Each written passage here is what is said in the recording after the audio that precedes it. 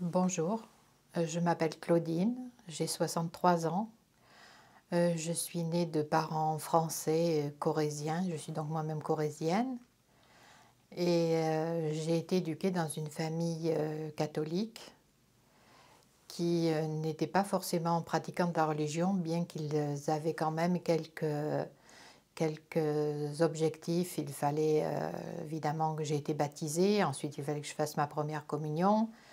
Et on allait régulièrement à la messe de Noël. Ma mère était une adepte de la messe de Noël et de la messe des rameaux, parce que pour elle, il était important de faire bénir un rameau de buis pour la bénédiction dans la maison.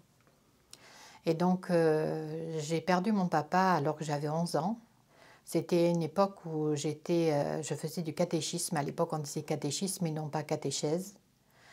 Et il y avait beaucoup de choses qui m'interpellaient par rapport à la religion. Pour moi, je considérais qu'il y avait certes un créateur de l'univers, mais pour moi, c'était un Dieu omnipotent. Et je concevais très mal qu'il puisse être divisé en trois. L'histoire de la Trinité, ça ne me parlait pas du tout. Et ça me choquait même quand on me disait un seul Dieu, mais le Père, le Fils, le Saint-Esprit. J'arrivais pas à comprendre ça. Et donc j'ai interrogé le prêtre qui nous faisait le catéchisme et il m'a répondu, il m'a donné une réponse qui ne m'a pas du tout satisfaite. Il m'a dit qu'il y avait un jour quelqu'un qui était comme toi, qui se posait la même question.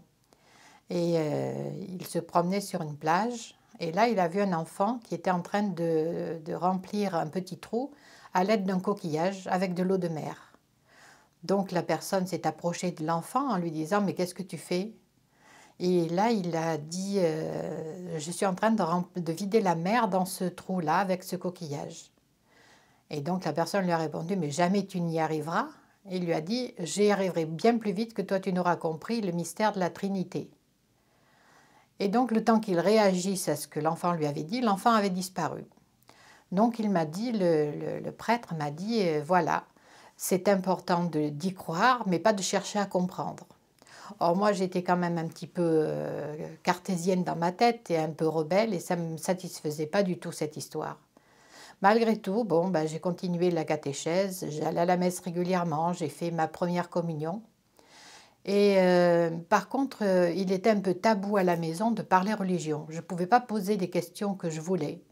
La seule personne que je pouvais discuter avec elle de religion, c'était ma grand-mère. Or, je l'ai perdue assez tôt, juste avant mon papa. Et donc, je suis restée sur mes questions. Et bon, je suis ensuite allée au collège, allée au lycée, je priais en cachette.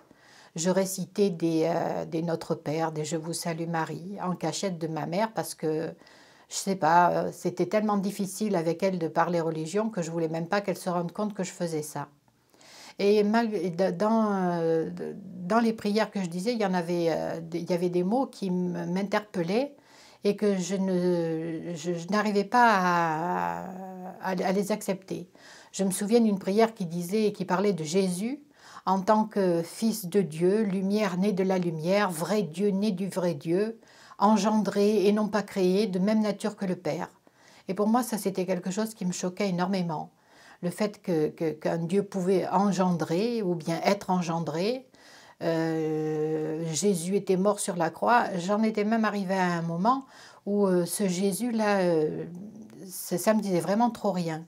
Pour moi, le seul objectif que j'avais, c'était l'image d'un Dieu omnipotent qui dirigeait l'univers qu'il avait créé.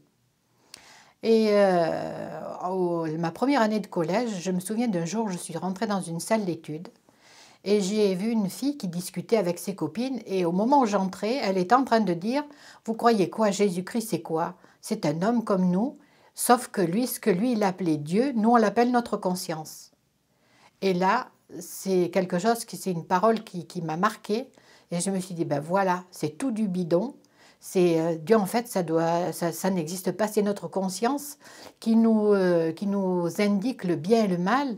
Et on doit agir dans notre vie en fonction de ce que notre conscience nous demande, de ce qu'on ressent entre le bien et le mal. Et donc je me suis positionnée comme ça.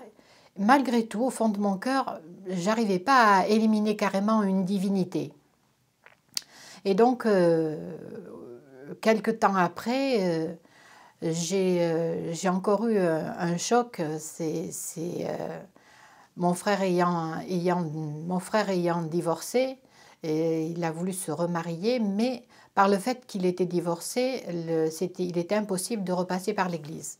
Pourtant, ma mère tenait absolument qu'il se remarie à l'église. Malheureusement, sa femme était athée, elle était veuve et d'un enfant qu'elle n'avait même pas fait baptiser, donc c'était quelque chose qui paraissait impossible. Le curé a refusé de faire les choses par l'église. Et malgré tout, on a quand même réussi à les faire marier en passant par l'église avec un petit apport financier. Alors là, ça a fini de me détourner complètement de la religion. Je me suis dit, bon ben, tout le monde fait ce qu'il veut, comme il veut, c'est ridicule. Donc je me suis vraiment éloignée de la religion. Et je me suis dit que j'allais consacrer ma vie à l'enfance inadaptée. Donc après avoir passé le bac, j'ai travaillé dans l'enfance inadaptée. Puis ma mère est décédée, ce qui m'a obligée à changer de région. De la Corrèze, j'ai passé à la région lyonnaise, où je vivais chez mon oncle et ma tante. Et à ce moment-là, j'ai connu la personne qui allait être mon mari, qui était un Algérien. Et la première chose qu'il m'a demandé, est-ce que tu crois en Dieu? Et je lui ai dit, alors là, parle de tout ce que tu veux, mais juste Dieu, évite-le. Je ne crois plus en Dieu, j'ai eu des problèmes avec cette religion et je n'arrive pas à m'imaginer le Dieu que les gens s'imaginent. Et donc il m'a dit, ben non, au contraire, moi je suis croyant et je vais t'expliquer, si tu as des choses que tu n'as pas compris, demande. Et moi j'étais vraiment rébarbateur, je ne voulais vraiment pas en parler. Donc il m'a offert un Coran en français en me demandant de le lire. Les premières sourates que j'ai lues, du début du Coran, j'ai retrouvé des choses qui m'étaient familières, c'est-à-dire ce que les chrétiens pensaient et quelle était la vérité en réalité. J'ai retrouvé l'histoire d'un seul Dieu, ce que je voulais en fait. J'ai vraiment compris l'histoire d'un Dieu créateur et j'ai compris la chronologie de la vie, comment elle s'était passée avec tous les prophètes et toutes les communautés qui étaient arrivées jusqu'à l'islam. Et ça m'a vraiment intéressée. Et petit à petit, à force de lire le Coran, de poser des questions, de faire des recherches, j'ai fini par me convertir. Vraiment du fond du cœur, j'ai trouvé que c'était une religion qui était vraiment, qui avait toutes les valeurs que j'avais en moi et qu'on m'avait appris, on m'avait éduqué quand même sur des valeurs. Et quand j'ai lu le hadith que le prophète de l'islam était tout entier, avait son caractère qui était tout entier le Coran, je me suis plongée dans la biographie du prophète.